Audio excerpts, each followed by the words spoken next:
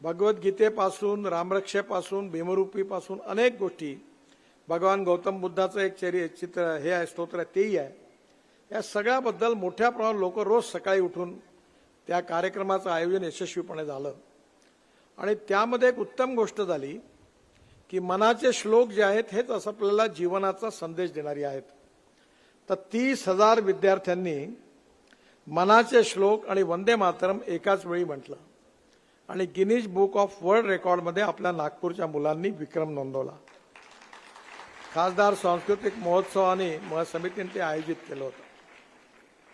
कोविडच्या काळामध्ये मला आठवतं की आपल्या इथल्या सगळ्याच गोष्टी, आपलं जनजीवन विस्कळीत झालं होतं. अशावेळी आपण एकांकिका स्पर्धा घेतली आणि त्या स्पर्धेमधून मोठ्या प्रमाणावर मुलांनी भाग घेतला, कलाकारांनी भाग घेतला.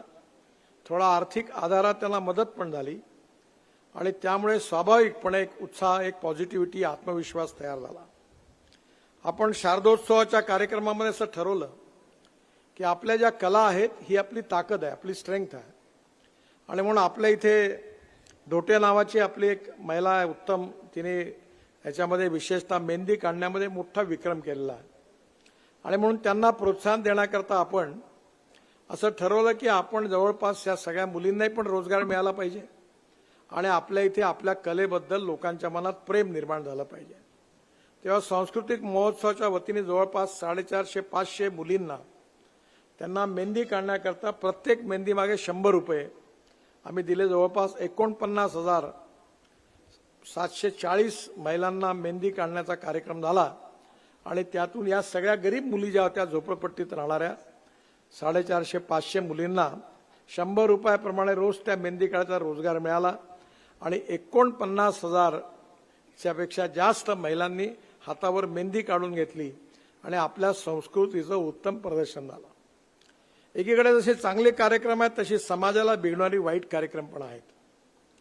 ज्या कार्यक्रमामधून कदाचित आनंद मिळतो आणि मुलं त्याचं घरी आपण कौतुक करतो. एखादा मुलगा एखाद्या संगीताच्या याच्यावर वाकडं तिकडं नाचतो, ते आई वडील त्याचं कौतुक करतात. स्वाभाविकपणे तो लहान आहे, त्याचं कौतुक करणं काही वाईट नाही आहे. पण हे बीजारोपण जे आहे की आपण आपल्या समाजामध्ये कोणत्या प्रकारच्या संगीतातून, कोणत्या प्रकारच्या कवितांमधून आणि गीतांमधून कोणत्या प्रकारच्या चांगल्या गोष्टी समाजासमोर नेणार आहे हे महत्त्वाचं आहे. आणि म्हणून आता यावर्षी मागच्या 2-4 वर्षापासून गणेशोत्सवामध्ये कार्यक्रम होते आणि या गणेशोत्सवामध्ये हळूहळू असे कार्यक्रम व्हायला लागले नवरात्राच्या दुर्गोत्सवामध्ये आणि गणेशोत्सवामध्ये की याच्यावर आपल्या मराठीमधल्या एका मोठ्या लेखकाने एक उत्तम कार्यक्रम केला होता. त्याचं नाव होतं, लोकमान्य टिळकांचं हे होतं, लोको मला माफ करा.